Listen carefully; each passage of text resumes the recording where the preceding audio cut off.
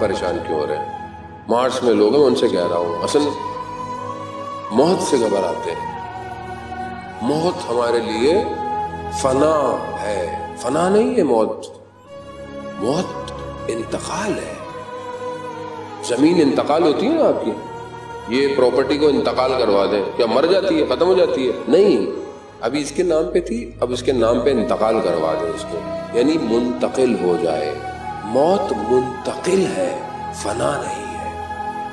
آج میں یہاں ہوں، کل میں کسی اور عالم میں جا رہا ہوں. جتنا اچھا یہ عالم میں اپنا بناؤں گا اتنا اچھا وہاں میرا گھر بنے گا. یہ نیچرل ہے بالکل. یعنی آپ کی ریلیجیس سوسائٹی ہے، آپ نے نیو ریلیجیس سوسائٹی بنائی، 1 اب 2 3 انشاءاللہ اب اور بناتے رہیں گے. ٹھیک ہے، حیدرآباد مل جائے گا، ویسی ہی ساری سوسائٹیاں بنتے بنتے اب آپ بنائیں گے. بس آپ نے پلاٹ لیا، ٹھیک ہے، اب آپ نے وہاں پلاٹ لیا، آپ نے بولے جی ہم نے وہاں شفٹ ہونا ہے. کب شفٹ ہونا ہے؟ 5 سال میں شفٹ ہونا ہے. تب آپ کیا کریں گے؟ 5 سال کی پلاننگ کریں گے.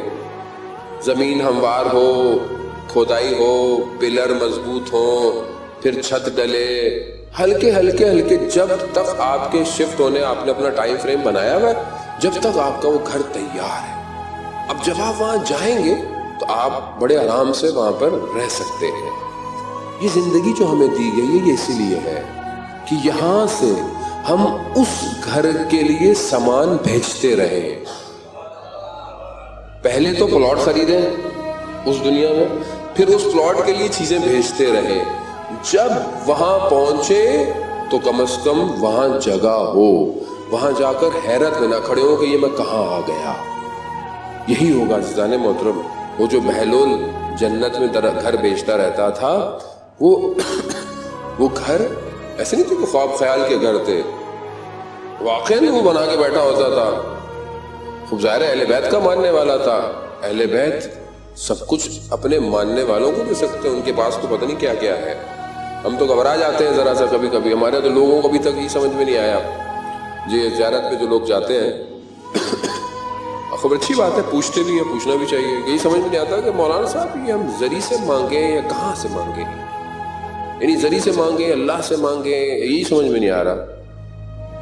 یعنی یہ کیوں پرابلم ہے؟ کیونکہ توحید صحیح نہیں ہے ہماری. جب توحید صحیح ہو جائے گی تو پھر سمجھ میں آئے گا کہ یہ سامنے زری کس کی ہے. ایک عارف، بہت بڑے عارف تھے، مشہد مقدس میں مولا امام رضا علیہ السلام کے حرم میں گئے. صلی اللہ علیہ محمد،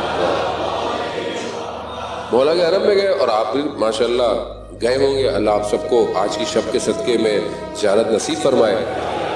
وہ کہتے ہیں میں گیا، میں نے دیکھا اتنا بڑا، آپ نے دیکھا سب سے بڑا حرم جو ہے وہ 8ویں امام کا ہے. یعنی اگر واقعاً کسی نے بادشاہت دیکھنی ہے امام کی تو وہاں جا کے دیکھے کیا حرم ہے، کیا خوبصورتی اور کیا کام اور کیا نظام ہے پورے حرم کا. ایک الگ خوشبو ہے جو میں تو مثلا جیسے پہلی دفعہ زیارت پہ گیا تھا اور آج تک جب ہر وقت نوکری بھی ملتی رہتی ہے، جب بھی جاتا ہوں وہ خوشبو آج تک ویسی ہے جو پہلی دفعہ آئی تھی. وہ جب آپ وہاں جاتے تو عارف نے دیکھا کہ مولا ایک اس دروازے سے آ رہا ہے، ایک اس دروازے سے آ رہا ہے، اور اتنا بڑا حرم ہے کہ پورے شہر کا ٹریفک نیچے سے گزرتا ہے. یعنی تو ہر طرف سے کوئی آ رہا ہے، کوئی دور سے آ رہا ہے، کوئی دور سے دیکھتا ہے، کہیں سے بھی اس کو زری نظر آتی ہے. ہر آدمی سلام کر رہا ہے، مولا کو جھک رہا ہے.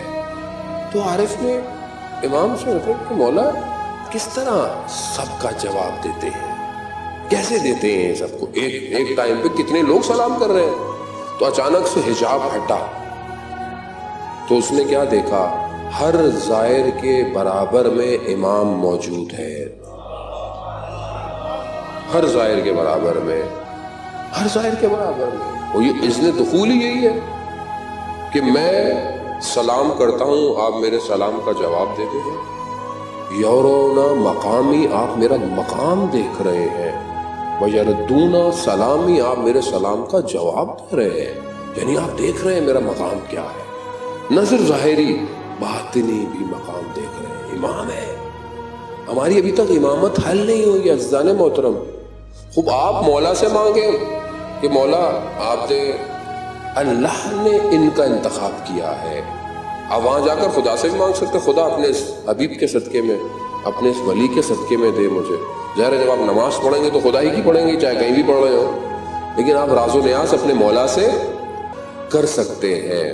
لیکن اہل بیت کو سمجھنا بہت ضروری ہے.